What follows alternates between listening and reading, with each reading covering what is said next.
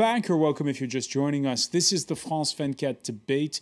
We're paying tribute to Nelson Mandela and asking, what will his lasting legacy be? We're talking about it with a man who knew him, Dumisa NTSEBEZA. He was a commissioner on the 1995 Truth and Reconciliation Commission. Thank you for joining us again. Welcome back as well to Prince Randy Koussou Alam-Sogan, who's an entrepreneur, but also working in education projects, including projects in South Africa. We'll talk about that perhaps in a little bit. We have two South Africans on set with us here. LAUDI, who is a DJ, rapper, and promoter, who hails from Polokwane in the north, and from Durban, Rovani SIGAMONEY of UNESCO. Welcome back as well as Louis-Georges Tin, president of the French Black Coalition. We were talking about the speeches, and the one that moved a lot of people was that of the U.S. president. Think about it. The first black American president paying tribute to the first post-apartheid South African president. Over 30 years ago, while still a student, I learned of Nelson Mandela and the struggles taking place in this beautiful land. And it stirred something in me. It woke me up to my responsibilities, to others and to myself, and it set me on an improbable journey that finds me here today. And while I will always fall short of Madiba's example, he makes me want to be a better man. He speaks to what's best inside us. Now, in that speech, Obama mentioned all those who failed to live up to Mandela's standards. And it was almost, you had the impression, Rovani SIGAMONEY, that they were peaks directed at one man who was in the audience, Zimbabwe's president, the only president Zimbabwe has known since independence, Robert Mugabe. Did you have that sense as well?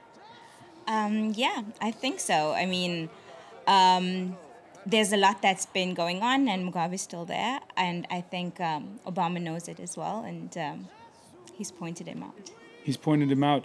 What were your thoughts on that score?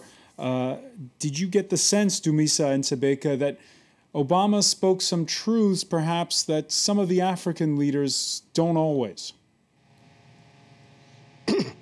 Yeah, it was very manifest that he was taking a swipe at presidents who do not have the qualities that we have come to associate with President Mandela.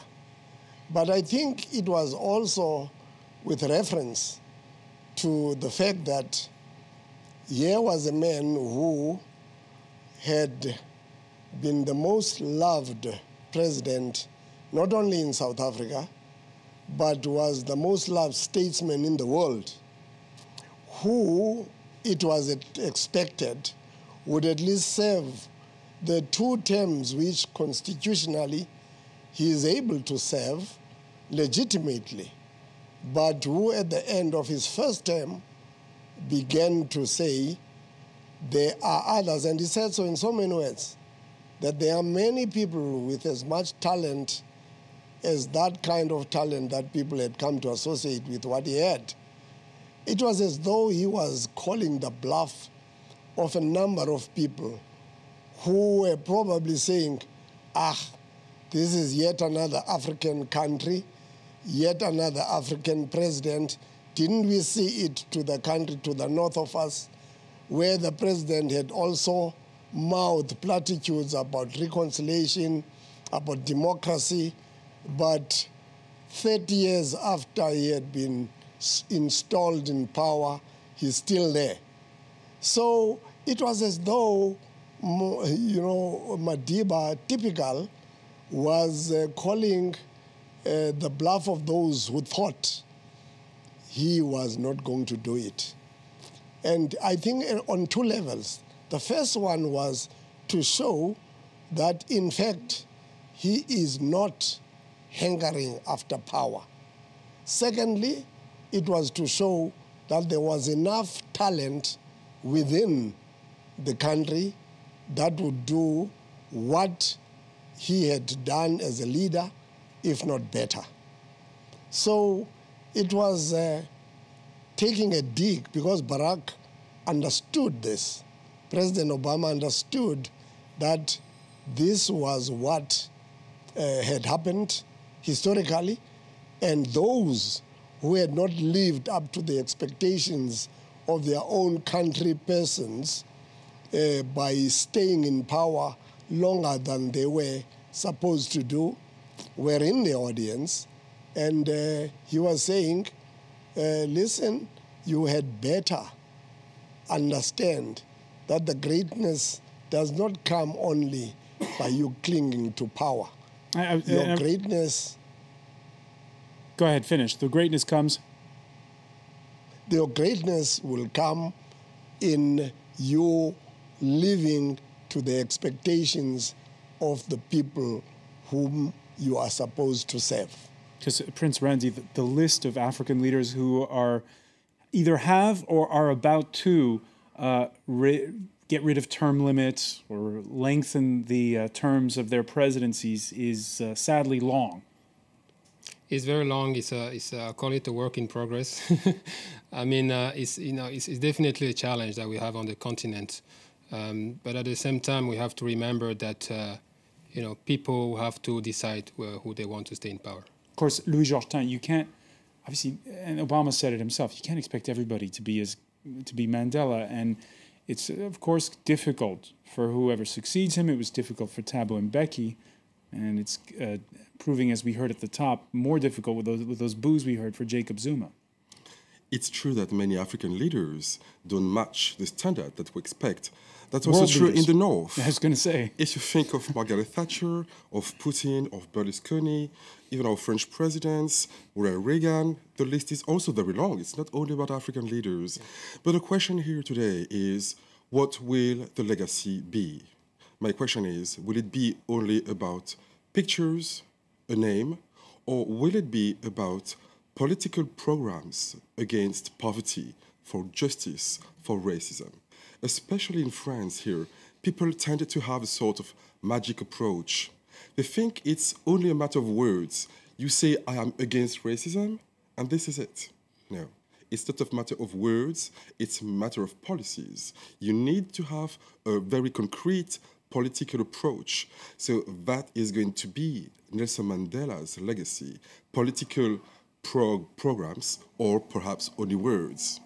And of course, dismantling apartheid, to do it, he reached across the aisle, Molani. He reached across to the people who were perpetrating apartheid. Perhaps there's very few examples of that in the world. Perhaps maybe you could think of the Velvet Revolution in the Czech Republic or something. But when you were growing up, did you think that there could be such a peaceful end? I've always believed in the spirit of South Africa. The people in South Africa, we have something called Ubuntu, which is humility, which is humbleness, which is caring for your neighbor, thinking about the people that do not have. So when somebody walks in the street and they don't have water in the villages, what they would do, you would actually go in there and ask for water. They give you water. But now that it's kind of fading. So that spirit is something that it's carried all around, and that's what Mandela represents. So it was kind of evident with him that it's going to last. Your father was an activist yes, under apartheid, and today he's working on a project to get... Oh, now he's retired. He was a doctor of mathematics. He set up the AMESA Institution of Mathematics South Africa. He joined the black institution and the white institution together because there was a black mathematics association and a white association. So he created an association where the black and white could work together. Because education is the one area where the job is certainly not finished. It's definitely key. It's definitely key. Without education, there's no future. And why is it that neither Mandela nor his successors have been able to raise the standards of education to the level required? It's a hard question to answer, but that definitely is, I mean, there's a culture, during apartheid, there was a culture of not learning. So all the people that were struggling, were fighting, we had Bantu education. And so at one point we were actually burning schools because these schools were teaching you not to be, self-empowered. So that education process is something that we hated. And so there was a transitional moment where, you realize that you have to self-empower yourself. Without education, there's no key. Education is the key. It's the weapon of the future. So we need to empower that. So there's a huge gap of lack of education which needs to be filled. Prince Randy, one of the projects you work on is with schools in South Africa. Do you sense exactly that there is this stigma regarding not education perhaps, but the South African educational system? Yeah, I've actually started back in 2000, since 2003, 2004. I got involved in a very large project in South Africa called Gauteng Online. And that project consisted of equipping all the public schools in the Johannesburg province, in the Gauteng province, with IT labs.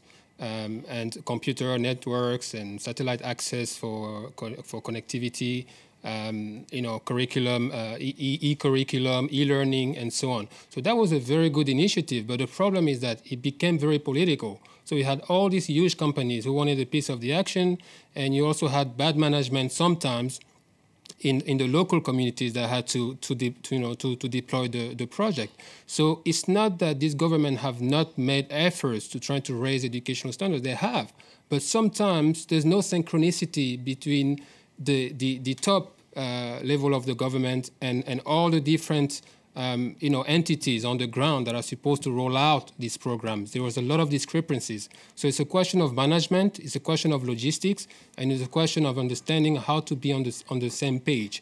This project now has inspired me to create a bigger project for the whole of Africa, which is called Child of the Universe. And Child of the Universe is a different approach to education because the education system we've had so far doesn't work for everyone. It's outdated. Now what we have to do is to prepare these youngsters, these kids, for jobs, for employment. It's not just learning a bunch of theories, but learning things that when they get out of school, we know that they can have readily available skills that they can apply in the working world. And so that's something that you're working on.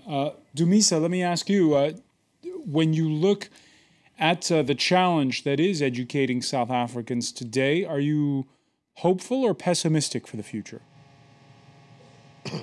Well, I'm quite sad, actually, because 19 years or 20 years come next year into our democracy. We have, in South Africa, the highest amount of our budget going to education. And but then that's the end of the story. We don't have wonderful stories. Firstly, we wasted, I think, the first decade of our democracy trying to implement in South Africa programs that had failed elsewhere where they had been applied. The so-called OBE, outcome-based education. We simply thought that we could take those kinds of programs from where they were applied into South Africa without taking into account whether we had the wherewithal. And, the irony of it all is that just to the north of us, the Zimbabwean education system was the best there was in the world. I mean, certainly in Africa at the time, Mugabe, for all his evils and imperfections with which he's being associated, made sure that the large amount of budget in his national budget went to education and into effective education. And as a consequence, you go into any restaurant, in any institution, in any service station, it's Zimbabweans all over. They are highly skilled. In fact, in South Africa, when we talked about the first black actuaries, you said to yourself, where did this African actuary come from? And then you discover simply because some of the surnames are the same as South African surnames, that actually it's a Zimbabwean. So first thing is, firstly, we never invested in our education, enough resources to train teachers to be able to implement our educational programs that we had decided to import from elsewhere without thinking. There is now no culture of learning, there is no culture of teaching. It's most heart-rending to find that this year, in 2013, there are still mud schools in South Africa. 40% of the schools in the Eastern Cape are still mud schools. A large number of our kids are still learning under trees. There are no equipment. Some places have never seen the computer, never mind the internet. It is a criminal act on the part of our communities because it's both government and civil society that have led things to where they are today. And in fact, I gave a Harold Wolby Memorial Lecture in Cape Town on the 9th of October. And it was ironic that I read the I Am Prepared to Die speech by Mandela in 1963.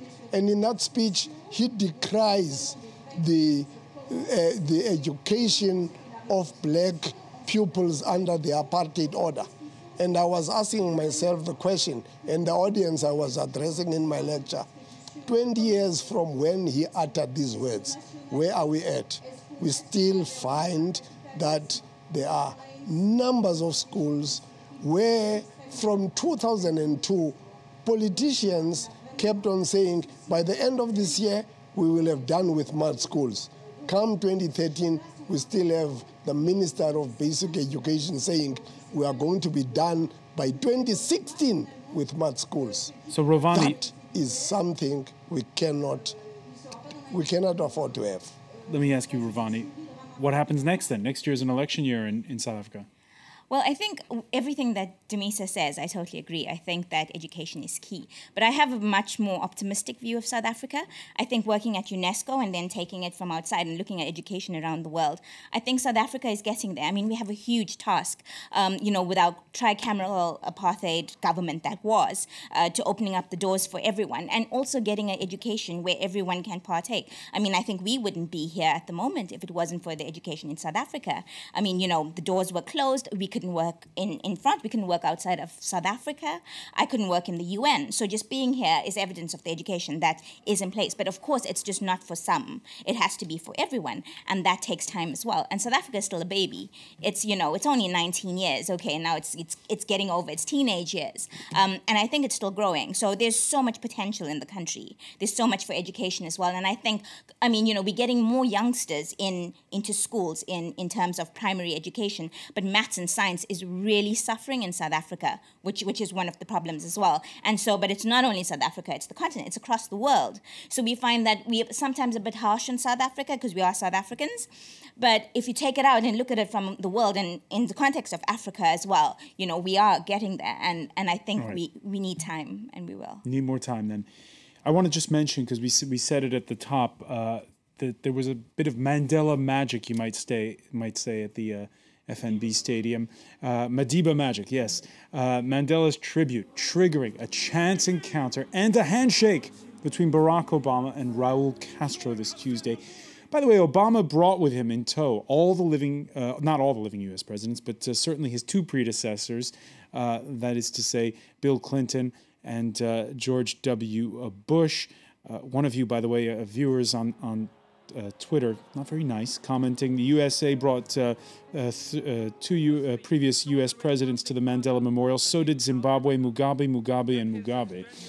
France's socialist president, by the way, invited his conservative predecessor to tag along, although François Hollande and Nicolas Sarkozy did not fly on the same plane. I would like to call upon one of our best international... What would it be like with the two on the same plane? 11 unbearable hours. Why? Because they don't talk to each other, not in the sky nor on the ground. Well, we did see them speaking a little bit to each other, Louis Georgetown, but again, there is, as you were pointing out earlier, that discrepancy between the ideals that are aspired to. And again, in France, it's a big problem, isn't it? Reaching across the aisle is very difficult. Yes, even in France, it's so difficult to speak of black people. However, the president will speak of Mandela, the leader, the black leader. In France, they will tell you Mandela is great because of the independence of his country, but still France still has a sort of neo-colonialist approach. When Mandela was dying in South Africa, Mr. Holland was having this very controversial summit in Paris with what we call La France-Afrique, So that's the ambiguousness of our country. For you, it's an ambiguousness. Certainly, no love lost between those two presidents. A minute ago, Dumisa NTSEBEZA was mentioning that speech by Nelson Mandela. It was 1963, opening arguments at the Rovani trial that would send him down for 27 years. Nelson Mandela gave a 4-hour speech where he challenged the court head on. I have fought against white domination, and I have fought against black domination. I have cherished the idea of a democratic and free society in which all persons will live together in harmony and with equal opportunities. It is an idea for which I hope to live for. But my Lord, if it needs be, it is an ideal for which I am prepared to die. LAUDI, words like that, have they inspired your work? Have they inspired your music? Absolutely, absolutely. I think whatever you do in life, you must have conviction and responsibility. It's definitely a huge impact that, I like what I do. I've always pushed South African music, South African culture, and this is because of words like that self-empower, and you totally need that, that inspiration. Without that inspiration, I don't think I would have done what I've done. In those words, you sense that he's a man with a plan. With a conviction. Very, very strong. You have to have a plan. I think what's the most important thing, what I learned about his life is that, I think what really is important is to have an idea, a goal, to be self-empowered, to know what you want in life and totally strive for that. You can have all these hardships in life, but with a plan, with a goal, with a mission, you can achieve that. One final word from you, Dumisa NTSEBEZA. When the Truth and Reconciliation Commission was convened, at that moment, did you then know that from now on it was going to be okay, that South Africa was going to become the Rainbow Nation?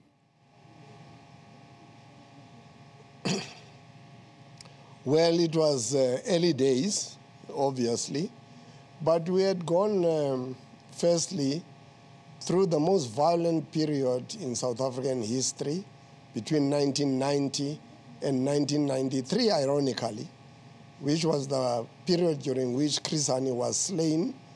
And our election day was marred with the bombing of what was then called Jan Smuts Airport, the OR Tambo International.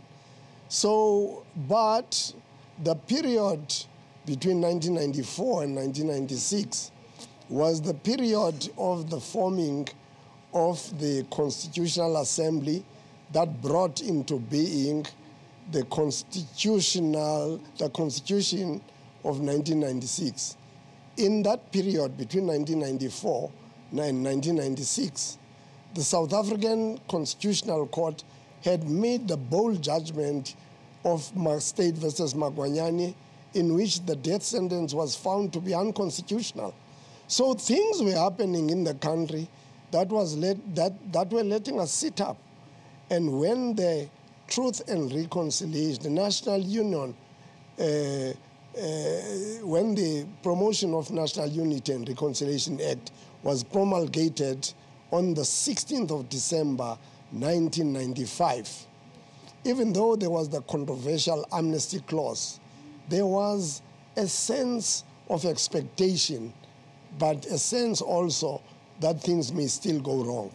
And it was nonetheless, unfortunately, we're running out of time, so I'm going to have to leave it there. But it certainly paved the way. I wish we could talk about it longer. Dumisa and NTSEBEZA, many, many thanks for joining us from Johannesburg. I want to thank the rest of our panel, Prince Randy, Koussou, Alam-Sogan. I want to thank Rovani, SIGAMONEY, LAUDI, and Louis-Georges Tin. Thank you for joining us here for the France 24 debate.